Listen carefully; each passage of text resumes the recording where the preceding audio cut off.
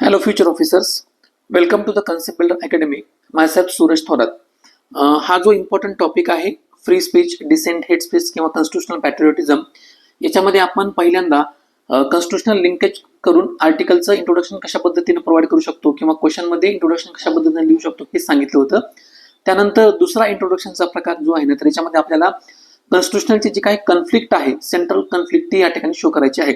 मग हे शो करत असताना आपण काय करू शकतो माहितीये का, की एका साईडला आपल्याला जेन्युइन डिसेंट जो आहे तो कशा पद्धतीने प्रोटेक्ट करायचा हे सुद्धा सांगायचं आहे, आणि दुसऱ्या साईडला हेट स्पीच जे असतं ना, तर हे हेट स्पीचला फ्री स्पीचच्या आतमध्ये त्या ठिकाणी प्रोटेक्शन प्रोव्हाइड करता येणार नाही हे सुद्धा त्या ठिकाणी शो करायचं आहे.